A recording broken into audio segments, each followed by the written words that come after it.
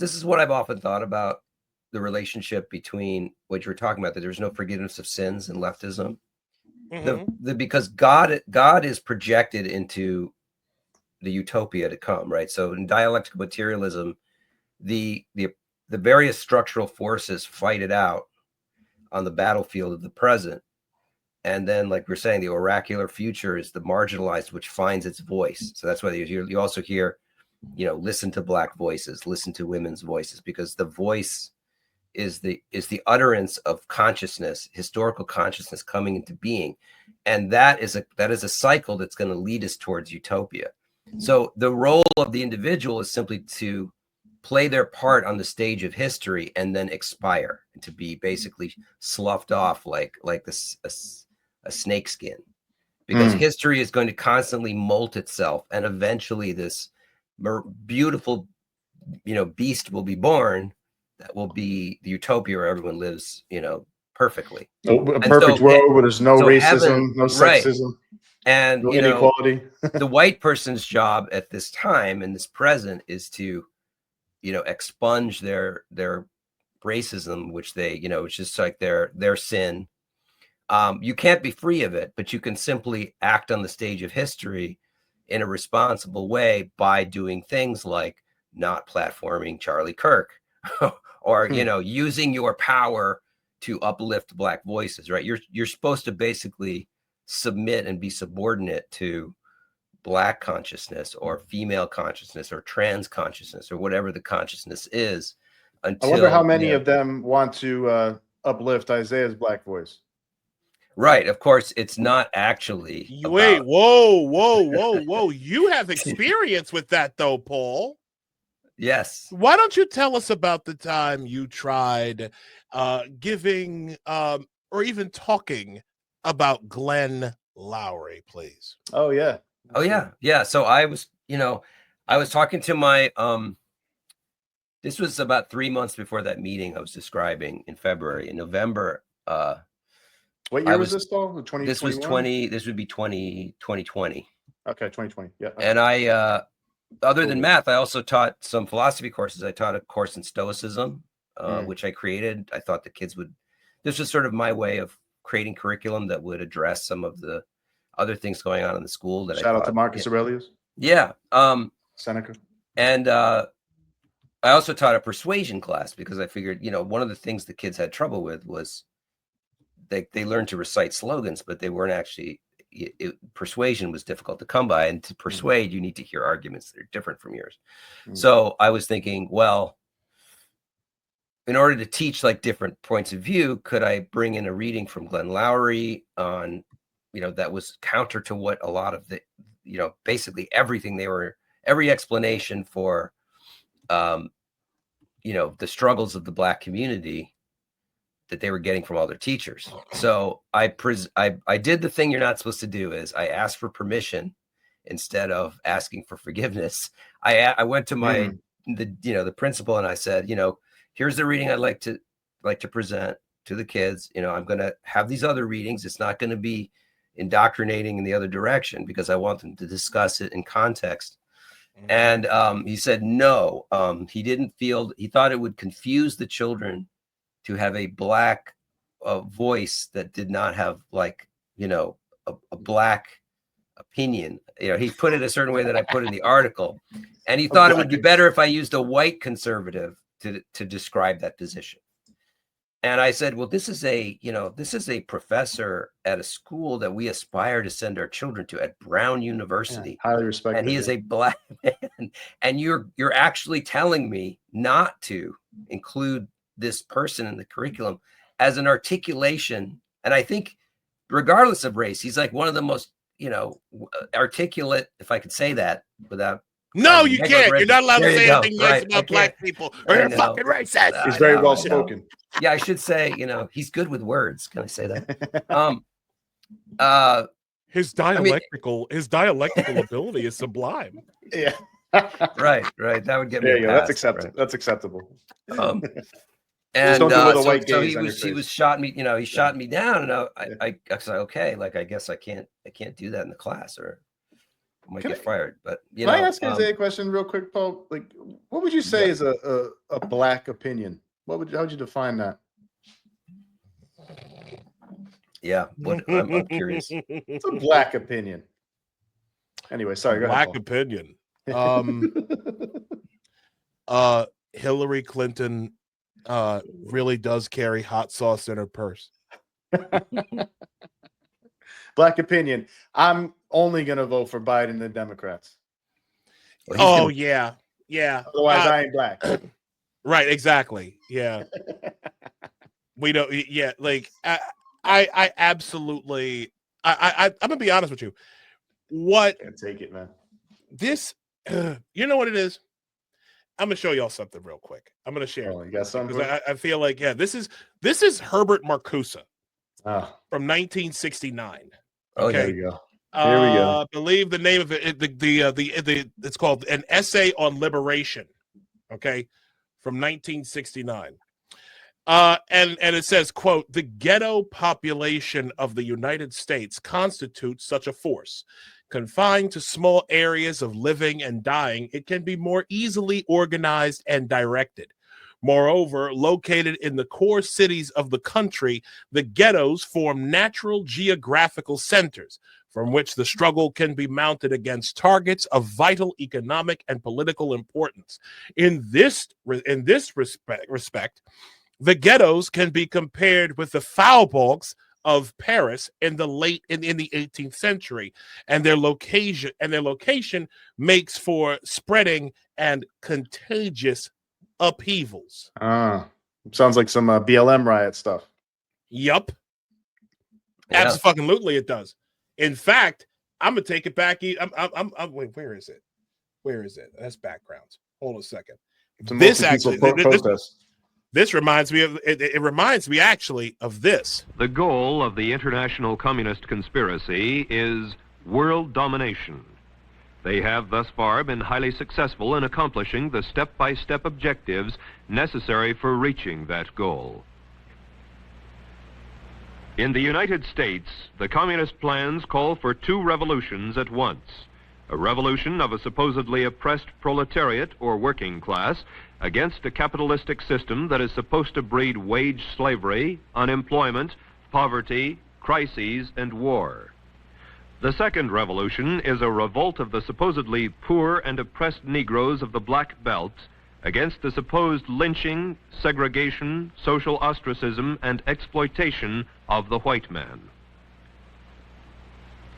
Currently, what the communists call their Negro Revolutionary Movement, now masquerading behind the humanitarian banners of civil rights, is contributing tremendous momentum to the communist plans to take over the United States.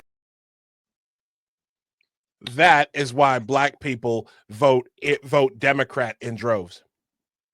That right there. I am convinced of this. And Paul, I am absolutely going to blame you for this, just because you're the only white person here, and you're by default, we have to take out all of our microaggressions onto you. That's that white gaze, man. The white gaze is killing me today. Yeah. Listen. The white gaze would not make me uncomfortable unless we're like around 14th Street in Manhattan. Okay, just saying. Or in Williamsburg. Or if we're in a sauna together. Well, but anyways, with no towels on. Oh fuck. No, like the fact of the matter is, like the fact that culture has just has degraded, and the fact that a guy like Glenn Lowry, who is a black conservative, okay, who has been one of if you think he's a beast now, and he has a great podcast, him and John McWhorter, yeah, have a fantastic podcast. Yeah, yeah, one of them on here too. McWhorter a few years ago. Yeah, one of those guys on there. I'm putting out the signal. God, I'd love to. We get one of those guys on. Yo, those two are busy. Yeah. Those two are Paul, busy. put in a good You word hear for me? us, Paul. I know you got the end with those gentlemen. Actually, I don't. They did mention me, like, but they had forgotten who I was and they confused me with somebody else. We didn't forget about you. But there, yeah, you guys know me. But I was just glad to come up at all on their show. But think about it this way. But think of it, right? The fact that these people, and I'm guessing these are primarily like white, like white people who were saying this stuff, right? Oh yeah. In your like your faculty leaders and all that. The fact that they said that a black voice coming up with have a difference of opinion than what they'd already implanted into kids' heads tells me everything I need to know about how deeply and genuinely racist these fucking people are. I have told people for years that the left is far more racist than the right. Oh, definitely. Because the left actually thinks the left will stand, and I got to find this. The left will stand and create these racially segregated spaces for certain affinity groups, stand outside of said groups, as guards, fully masked, by the way. They will stand guard and act like they're doing something by, they think that they're protecting, that they're using their white bodies to protect these this pen of poor innocent of black people. Because again, black people are pets to these assholes. We are pets to most white to white leftists. Blacks are pets. Mm. We are nothing more. We are dogs. We are nothing more than people to be. We are nothing more than pets to be doted on. Yeah, and there's a transaction. There's an implicit transaction there. And the transaction is by taking care of the pet, they are actually enjoying their own benevolence. Like, look at what a good person I am. Yeah. For treating, this other person so well after these other bad white people treated them so badly. So I get to feel good about myself. It's ultimately extremely a selfish proposition. So the leftists are treating black people like rescue racist animals. And selfish. Yeah, rescue animals. This is the anecdote I kind of wanted to share with you guys because it's not in the article. Come on, because it was hard to sort of. I mean, I had like 20,000 words. I had to cut it down to Apostate Radio exclusive. So yeah, Paul Rossi. So featuring Isaiah Carter. So one of the great moments for the school was Black History Month, and with the dean of the 9th grade, who was a very interesting woman. I actually learned a lot from her. I learned so much from, even as this was going on. I was learning a lot about things, but she would she would take, when a new 9th grader would come to the high school, if that was a student of color, she would kind of take them under her wing and be like the mama, and like tell them how to navigate, the white society and listen to songs with them and dance with them. And she was just sort of like this maternal figure, but also, stern and kind of a taskmaster and like keep them working hard. She did both. She did some good things. But it was kind of like a surrogate mother type thing, and it kind of crossed some boundaries. But anyway, it was kind of the thing that you do in a private school. Like you're almost paying for the teacher to cross certain boundaries, which is why they have so many sexual scandals, by the way. Wow. But so, it's weird, but that's in a New York elite private school. But what they would do during Black History Month is that, they would work on doing a program to do a special church service in this beautiful, gorgeous cathedral, which is Grace Church Cathedral, which was designed by the same architect who built St. Patrick's. It's just got such a pedigree. Right. But for this, the Black History Month 2020, she had all the students dress in black and sort of do this Beyonce thing or kind of dance and march like they were marching in formation. And they had like, this is what we say to white culture. We say nah, like NAH, with a period. And like then they get up there and they had all like done these like total fist up poems, like these political poems, about, and some of them were reminiscences about, how they'd been mistreated by the white gays or whiteness in their lives. And so this was sort of like the great demonstration of the successful indoctrination, right? And then as the spectacle's unfolding, and I'm just there with sort of like, looking with my head in my hands, because I know that these kids came into the 9th grade like fun loving, and they're kids, they're just children, like, and now they've been politicized and weaponized. They turned to the Mao's Red Guard. Yeah. Right. And so, but that was actually, you have all these white teachers and administrators in the front that are just smiling and beaming and patting themselves on the back, saying like, how wonderfully enlightened are we, that we are like, we are helping these children become their true selves and their true identity, because to them, like, their blackness had been repressed, and now they were releasing this thing that was there the whole time. And now they're just out here rejecting white culture on stage. And it kind of hit me. I'm like, this is minstrelsy. Like, this is a twisted kind of minstrelsy where they're acting out this caricature of what they imagine like a socially aware, conscious black person would do. And I just kind of was like, I was like nauseated, but also kind of fascinated, but horrified. Because these are real children. Like, these are like young minds that are being like this. Now imagine that. Imagine that. And then if they're here in New York, right? We're talking about a New York school. So imagine this, right? You're one of these kids, okay, or you're the parent of one of these kids, and you hear this. Okay, hold on. Let me just showing off your new car. Young black kids growing up in the Bronx who don't even know what the word computer is. They don't know. They don't know these things. And I want the world open up to all of them, because when you have their diverse voices innovating solutions through technology, then you're really addressing society's broader challenges. Oh, fuck up. What do they use in black schools, Isaiah? Like sundials and abacus? What's? I played that for the kids that I taught. Malt liquor and fried chicken on an abacus. That's what I put that clip. I put that clip on the screen in front of my students in my advisory.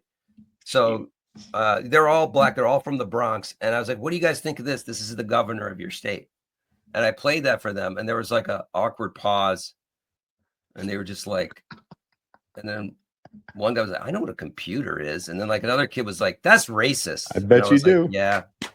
That is racist. Yes, she's our governor. I know what to tell you. That's the governor of your state, children. I know. That's the governor of our state. That's the lady who makes most of the big decisions. Okay. Yeah. I was actually really pleased by that school, because a lot of the kids were pretty based. Like, I mean, some of it is self-selection because their parents are sending them to the school. They choose to, they want to go there. But, one kid ran in, actually these boys ran in totally, between classes, and we're like, Mr. Rossi, like, how many genders are there? And they just like waited for me to say it. And I was like, my children, there are 2 genders. Then they screamed and like, yes. And they ran out. It gives you hope for the future. They were very happy that someone was going to tell them. Well, when you spend so much time trying to force this unnatural shit down people's throats, okay, and everybody knows that this shit is only really for the benefit of the adults pushing it, right? Like that's what it is. Yeah. It's like this isn't for anyone else but the adults. Okay, this don't help nobody but the adults, and then you end up with this fuckery. Okay, that I'm about to show you. Yeah, you end up with this shit right here. Some gigantic. Hello. Blossom. She, her, hers powerhouse. The Blossom powerhouse. Lovely to meet you. Okay. Yeah. Go ahead. Fuck out of here. I don't. No. Get the fuck away from me. You know what the funny thing big is ass, too? no. But see, but again, that's what they want to. That's what they want to force on everybody. Yeah. They want children, not just blacks, right? But they want children to look at that thing and go, "Oh, that's a woman." They're literally forcing perversions onto children because they want to induce mental illness on these kids. Let me ask you a question, Paul. I mean this seriously. Did you happen, like, in your experience as a teacher, have you come across like these adults, these teachers, administrators, whatever? Have you caught any of them like trying to get these kids to hold two opposite positions in their minds, and to be able to deploy them at any moment? Like, what's your experience with that? I'm not sure what you mean. Do you have anything specific like that you're thinking of? You know what? I had the idea in my head. It's like, you know what? You know what? That's not a great question. Okay, I take it back. I mean, maybe I'll have to. What I mean is, okay. Let me just make so, like you were saying earlier about how you dealt with adults who would say, "I'm racist if I do this," right? If I have this belief in my head. Mm-hmm. But then if I deny that, if I say I'm racist, if I say I'm not a racist, I'm a racist. Yeah, I mean, this is the double bind. Yeah. That's what I mean. That's what I'm talking about. So psychologically, like the learned helplessness that people experience in struggle sessions and things like that, where they're just completely cowed and they feel ashamed because they're given like two contradictory positions that they have to follow both in order to be a good person. And if they follow one path, they're a bad person because they don't do the other thing. If they follow and they're contradictory. So, you know, I got a good example of that. So one thing they would tell the kids is like, you have to constantly interrogate how you're reinforcing white culture. And this is something that you have to struggle with. And you really need to take it seriously and talk about those things within yourself. And simultaneously, you cannot make this all about you. Okay. So if you make it all about yourself, then you're not centering Black people. So you'll have this, they're basically put in imagine it like a psychological boxing ring, and you're slapping the person on one side of their head. And when they defend them on one side, they slap them on the other. And they're getting buffeted by two contradictory impulses. Another one is they had this thing called the pyramid of racism, which is a common instrument. And at the top of the pyramid is genocide, right? And then underneath it, they have things like the KKK and lynchings. And, and at the base of the pyramid, well, the gaze is on there, but it's sort of like middle to lower because it's so common. And then, they have things like, locally sourced schools is on there. Like locally sourced schools. So yes. So like the pyramid, the whole idea of the pyramid is that the little things uphold the big things. So if you do the little things, you're actually providing the foundation for genocide. So it raises the stakes on low stakes things. And it's a cult mechanism. I mean, they do this in all kinds of cults. And then one of the two things that are next to each other, I'm just going to finish this one part of the pyramid, is they say, believe, like not believing people of color, right? That's on the pyramid. And right next to it is, but my Black friend says, so in quotes. So what that means is if you don't listen to people of color, well, then you're upholding genocide. But if you say, well, my Black friend said this, and I listened to him and it's not the politically approved message, well, then you're upholding genocide. Yeah, you're uplifting the wrong voice. Simultaneously listen, right? So, if I said, well, my Black friend Glenn Lowry said, yes, well, that's upholding genocide. But if I don't listen to the right people of color, and how do I know who the right people of color are? Well, I have to listen to people of color to tell me that. And I don't know in advance who the good people or the bad people are. So I'm now in this totally in a bind swimming. Yeah, I'm swimming in this place where I guess I just have to listen to the most recent Black person and, trust them and my agency is completely handed up because I don't even know when I'm being racist. I have to listen to, a black person who's going to set me straight.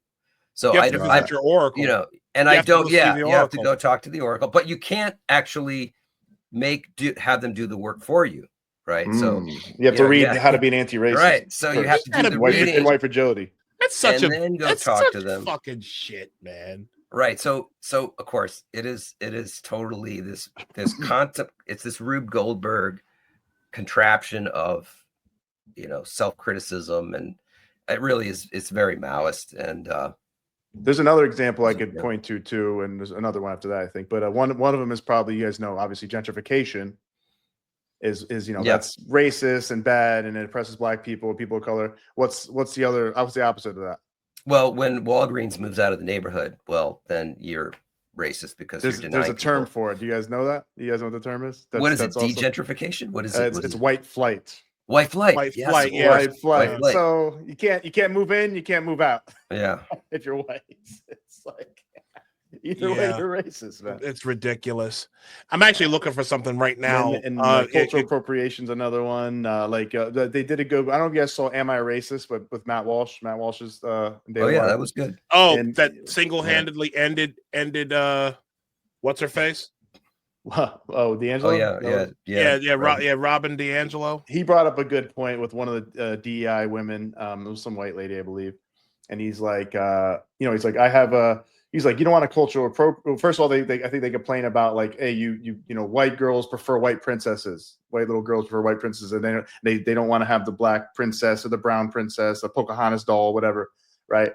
So he's like, and so it's like, so we have to, but we can't wear, like, my daughter loves Moana, and she wants to wear the Moana costume, but she can't because that's cultural appropriation. Yeah, I remember. So she got to pick the white princess again. It's like. And she's like, yeah, I guess I don't know. Of course, she doesn't know what the hell to say to that. But it's just right. It's in fact, what I watched, very interesting what the DEI people would say, because the point is not to have an answer in that situation. The point is to let the white person sit with their discomfort. So it's like and be sympathetic, but not do the work for them. So like when they're in that type of situation, they're just supposed to experience the discomfort, come to terms with it, and that's just a tiny taste of the discomfort that that their ancestors have put others through. So it's just a little bit. It's just like a little bit of comeuppance there for them. A little bit, and there's a lot more where that came from. Right. And you should be grateful that we let you live. Let's keep on self-flagellating. Waiting. I'm going to be honest with you. This is quite simply the most despicable shit I've ever seen in my life. Like honestly, this is why I have genuinely come to hate Marx, like the left. I genuinely hate this entire ideology system, the entire ideology. Agreed. I was up close and personal with this ideology 4 years ago. I slept next to it at night. Mm-hmm. Like this is like, better not man spread on that bed, man. I mean, the fact of the matter is, having been so like right up to here with it and not knowing what it was, just figuring, she's just like okay, so she's gone to this school and that school, and she works for a particular nonprofit that works in education. Like, I knew nothing of this. But then after that, to see all this stuff come up, and then to just be reminded, like, oh my God, there's real evil taking place in our society right now. It's like, why would anybody send their kid to college? Why would anybody send their like if they're going to go to school, especially if they're a girl? Why would you send your daughter to or your son, like either one really? But why would you send your child into one of these intellectual cult these cult compounds that the university system has become? Well, I can tell you why. I can tell you how the elite cult compounds that leave you in like six figures of student debt. So, Sorry. the elites are, and every society has them, right? They're Brahmins. They have the status, they have the prestige, they preserve their wealth, they take different forms. But the way they think about it is they're totally opportunistic. Like, this is the discourse, this is the language that my child needs to know in order to survive. This is the special words they need to say to show you're high class. Yes, to speak and educated, enlightened. So like it's like the luxury beliefs thing. Who's the guy that talks about it? Is it Rob Henderson? Luxury beliefs. Anyway, I forget. I know what you're talking about. But like, this is the language that will mark you as special, and you have to know how to tell the right story on your college application, and you need to say the right things in your essays. And this is the pathway to power, to preserve power, so you can get to college and network and have that Ivy League name on your diploma, and that that's going to catapult you. And they don't care. Like, they literally, I think it bugs them a little bit. Some of the parents are like, yeah, this is bullshit. But you know what? They're like, just put up with it, kid. And like, you're eventually going to get, you're going to make a ton of money, and just say the right stuff and don't step out of line. So sell your soul. Yeah. So that's what and the impact of that on those kids is worse than the true believer kids, because what they learn, what the kids who dissent from it but keep quiet learn, is they learn to lie. They learn to lie, and it costs them their soul. If there's a true believer student, eventually that student could change their mind and actually, they're used to speaking their beliefs. And if they wake up, or they get in their 20s or 30s or 40s and they see something else, they'll speak up about that too, I think. Whereas it's a more depressing outcome for the student that conceals themselves, because then they're like hiding their light under the bushel. It's soul crushing. Yeah, it's soul crushing. And you learn to lie to yourself, lie to other people. You learn to not speak up when you need to speak up.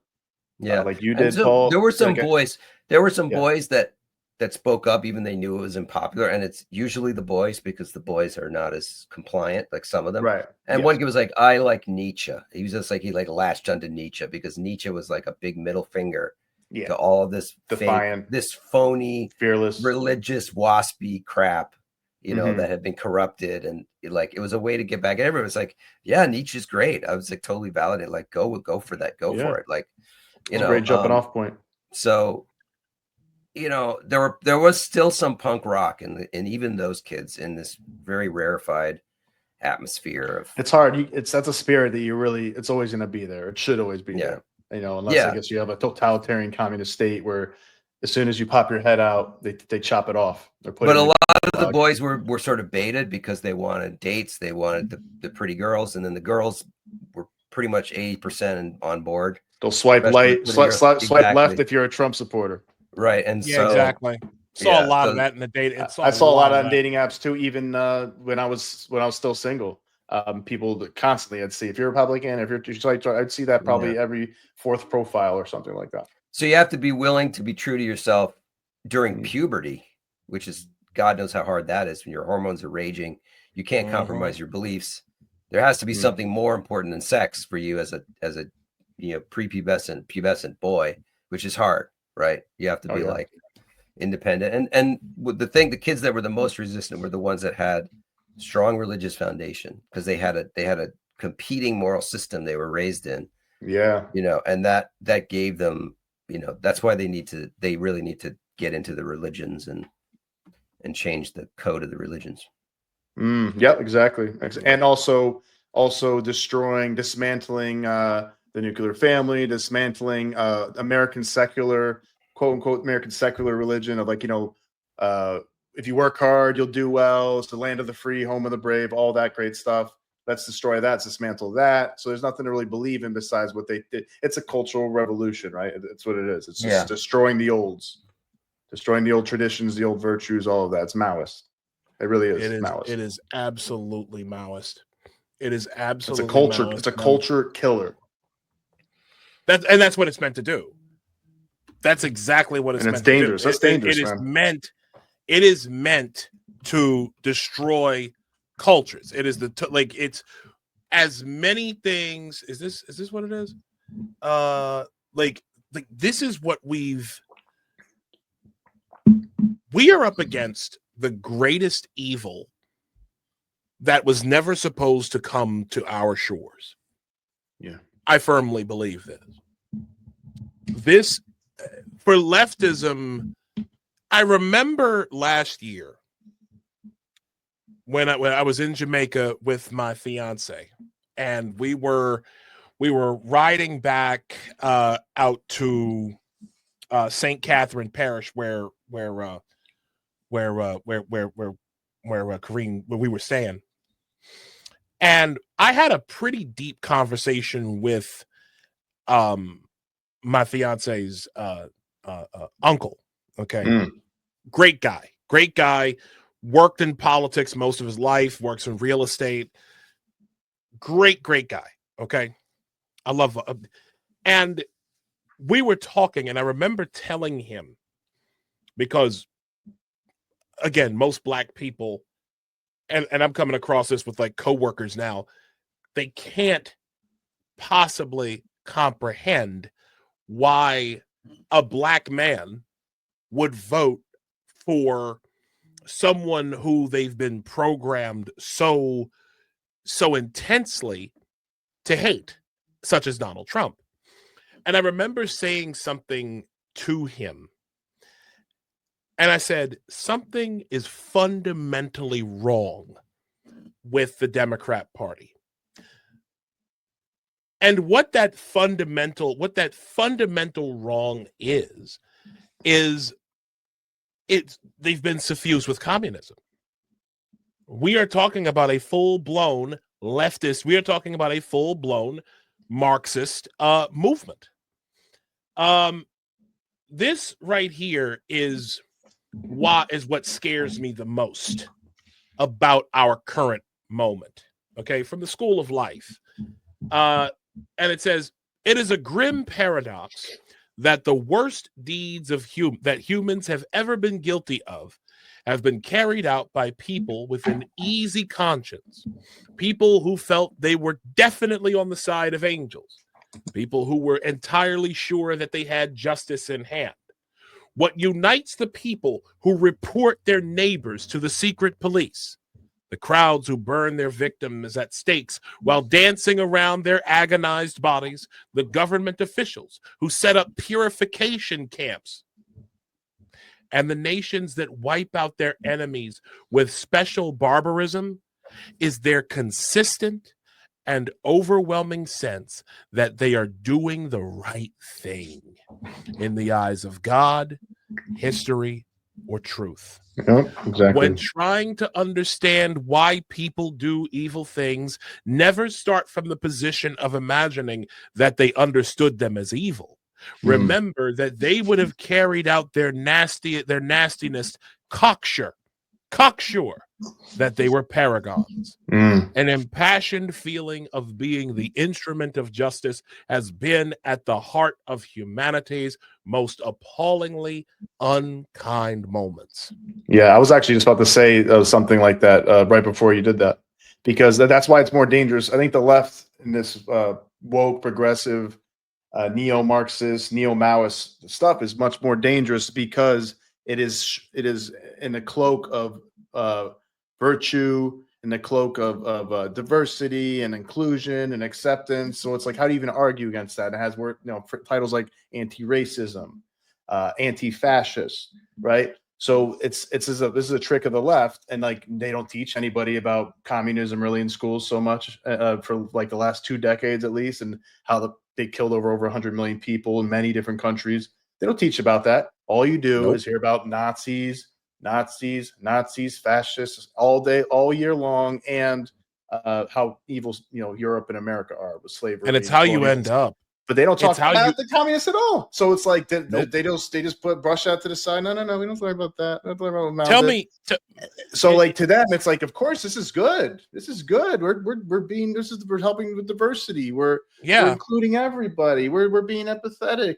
But we know what happens with this stuff. We know how it's destroying our culture. It's destroying the West in a lot of ways, and we know it could get even further if it gets fully. We've seen what happened in other socialists and communist countries, so it can go This worse is than how this is how you end up with shit like this happening. If the UCC was really as open and affirming as it claims to be, then there would be trans people of color in every UCC church. But that would also require the UCC to reckon with its white supremacy culture.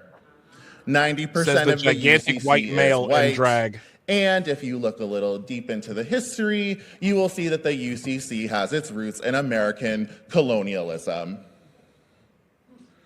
Looking at the congregational churches and looking at this one right here too, just being honest. Good God. Well, I think I think unfortunately, like our culture is like the culture that preceded this. We talk maybe like conservative culture, traditional culture has a lot to look in the mirror about because we kind of enabled it. Yeah.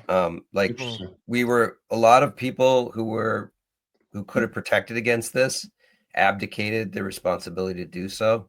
And they got carried away with, the 60s and kind of the cultural malaise and really being skeptical about things, that actually help to preserve traditional things. And that's what I try to do with the teacher network is that we have, and we come from all different political stripes. So we have liberals and we have conservatives but we believe in traditional teaching. And that means teaching both sides of a case. If we talk about history, this is what these people thought. This is what these people thought. What do you think are the benefits of both? We tend to focus on direct instruction as a method rather than, this fad of letting the kids think up whatever they think is truth. And then they never actually learn what is truth because it's whatever they imagine. And it's special and beautiful, just the way it is. We don't believe that. But, I will say this, I think that everything is right for a certain time. So I could definitely see the right becoming a victim of its own success if things are trending in the right way. 100%. And then, and then they would have the pendulum would swing too far and they would have things that I would criticize. And there are certainly things like that.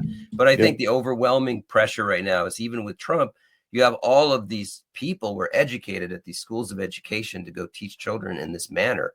I mean, the seminal text of schools of education is the one that sort of the moral Bible is Paulo Freire's Pedagogy of the Oppressed. I mean, he was a Brazilian Marxist. He teaches, how education must be liberatory and, the children should lead us and they should, just be conscientized on their own oppression matrix and all this other stuff.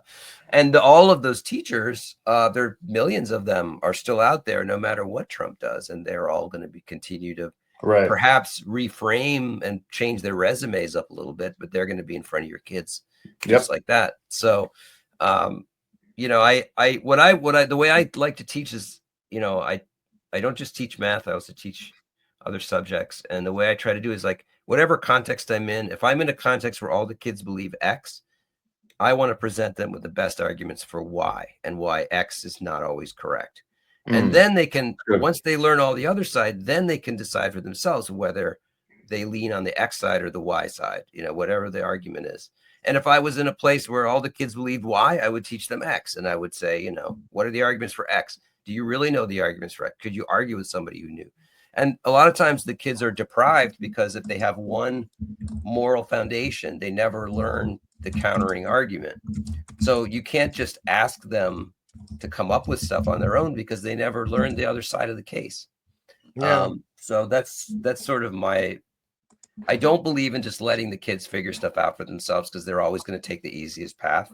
Not all of them, but most of them. And it's incumbent on the teacher to break, to disrupt their patterns of thought so they can actually learn something new and then internalize that and then actually have an internal debate. Real quick, guys, I just want to read a quote. Just to quote Mr. John Stuart Mill, "He who knows only his own side of the case knows little of that." Yeah, that sounds to sum up which is a really that's true. I gotta find that one. That's true education. Now I'll send you the link. to Paul's earlier point about Freire, this right here sums it up. It says Freire discussed the use of liberatory pedagogies, specifically for the use of criticality in the development of critical consciousness in those who are oppressed. In the pedagogy of the oppressed, Freire defined conscientização as the awakening of critical consciousness, which he proffers could lead, quote, to the expression of social discontents precisely because these discontents are real components of an oppressive situation. He stated that the awakening of an individual's consciousness is what leads to their liberation. His premise is that there are those who are oppressed and are unaware of their status as oppressed. It is through using what Freire refers to as liberatory pedagogies and critical literacies, specifically, that these individuals may gain awareness of their status. Once aware, they can only gain freedom or liberation through struggle. This is deep. This is demonic, depraved shit. I'd like to know what he means by That's what it is. liberation for a lot of these people. Like, I mean, I understand if you're under like a dictatorship or something, or it's like severe income inequality and the people are barely eating on the bottom, that makes sense, right? But it's like they use this for like America. How many people are like really need to be liberated in America? Well, this was the sort of in the 50s, the Marxists had to reinvent themselves because America was so prosperous. And the working class, it was so productive, and they were, you could a single salary, you could get a home, and you could have 2 kids and have leisure Middle time, class, drive your car, American and dream. all these wonderful plans. So they had to reinvent conscience, like awakening of class consciousness had to be transferred into the cultural realm. So they were reducing people to consumers and consumer culture, and so a true Marxist awakening would be, freeing yourself from the shackles of the dishwasher or, like whatever, all these wonderful products that were part of consumer culture, because it was trapping your mind in this matrix of pleasures. And so they had to free, and then they used, the ghetto populations, they used gender, they used, the oppression of women, and they found these other mechanisms that were not based in class to stay relevant, to stoke discontent and fire up the resentment. No, it's interesting because it sounds sometimes like they think that people just don't need to suffer ever, don't need to work ever, don't need to have any kind of inconvenience ever. It's like, man, you are a living thing on earth.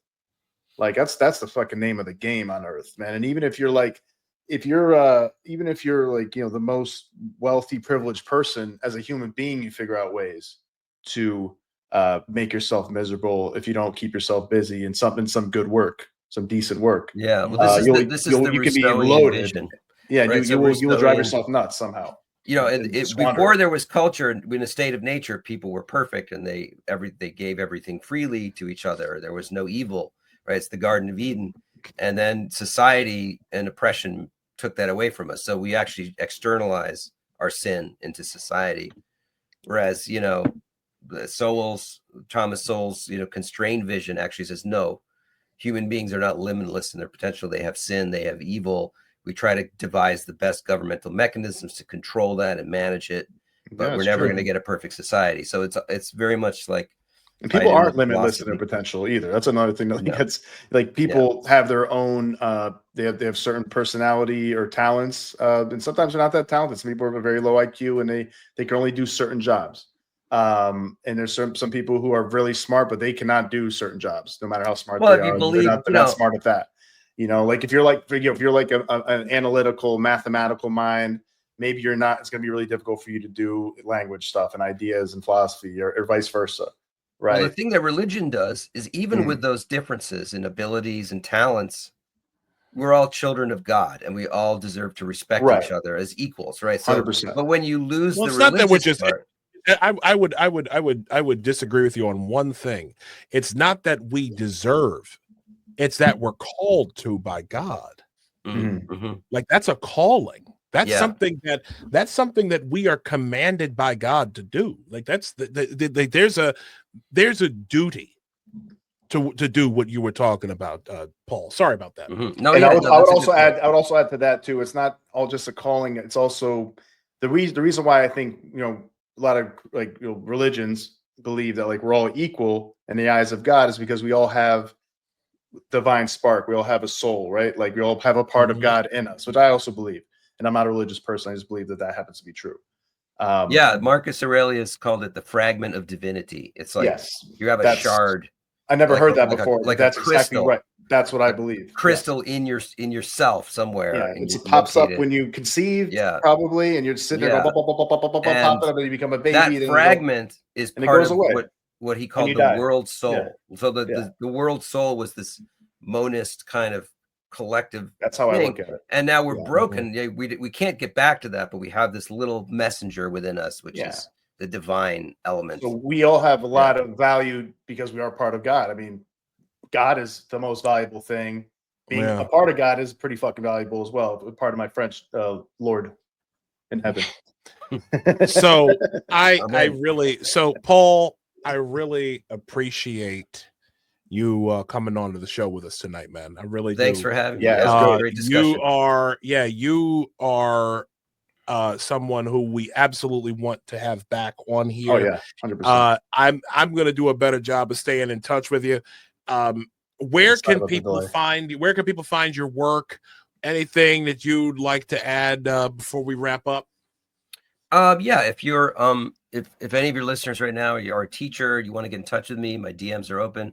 Look on X. I'm at Paul D. Rossi, PAULD as in Damien. That's my middle name, Rossi. You can find me there. You can find, I tweet a lot, or X a lot, whatever you want to call it. You can see some of my work is in my bio if you follow the links. And and what's the name of the website where the other project? Terra Firma Teaching Alliance is the name of our teacher network, and we're at tfteach.org. tfteach.org. tfteach.org. That is where you can find Mr. Rossi's major project, the Terra Firma project. Please make sure to hit this man up. This is a very, very highly intellectual brother, and you are my brother regardless of race. The only thing that I require, sir, since you are of Italian descent, is that you better have a really good fucking vodka sauce recipe. That's all I ask of you. Yeah. I've got a puttanesca that you're gonna. Oh, I love puttanesca, man. The capers, the anchovies. Oh yeah, I love it. I love the salty red sauce, man. Paul, appreciate you, brother. Yeah, thanks so much for coming on, man. Do it again. Thanks. Yeah, we really do. Thank you so much, man. Awesome. What an episode, huh? That was a lot, man. That was a two back-to-back substantial, because a lot of times we screw around on here. Like we had Edgar the other day and Puppet Edgar. Shout out to Puppet Edgar. But this was kind of a little more serious, I feel like, in some ways, Which and you know something, honestly, I feel like it's something that we needed. Because there are very serious issues out here. Yeah, I mean, we'll chop it up. I agree with you. I agree. We're gonna laugh about stuff, and we tried to keep it light. Especially the second. But there are part. important things we're talking about here. But first, with the correctional officers and the prison situation, which is ridiculous, with Mr. Pinion and Joseph Pinion. So look out for that, and also with Paul Rossi with the education, man. I mean, those are both real serious issues. Exactly. That everybody needs to pay attention to. It's not blown out of proportion. It's not a right-wing talking point. It's not a conspiracy theory or something. This is real. These people are talking about real things that are happening to real people. Exactly. And ladies and gentlemen, want to thank you for watching or listening or checking out the clips, which we will be clipping up later of this broadcast. We greatly appreciate all of your support. You can reach us at either Isaiah L. Carter or at Nostra Chavez. You can see them down here. You can also follow the show's account at Apostate Radio NY. Please be sure also to support the show. We Thank you.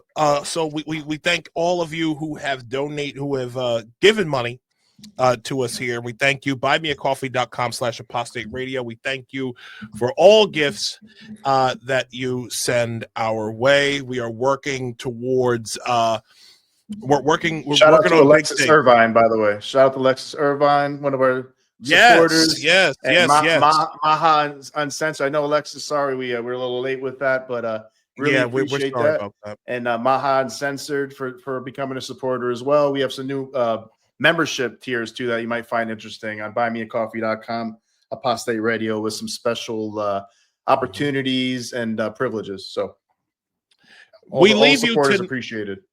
Absolutely. We leave you tonight with the full. I'm going to read this full Mr. quote. John Stuart Mill. By John Stuart Mill. He who knows only his own side of the case knows little of that. His reasons may be good, and no one may have been able to refute them.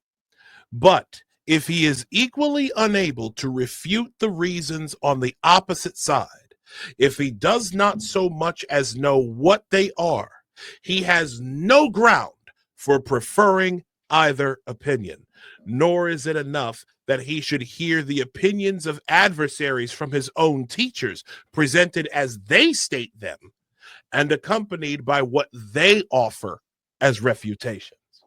He must be able to hear them from persons who actually believe them, and he must know them in their most plausible and persuasive form. Steelman.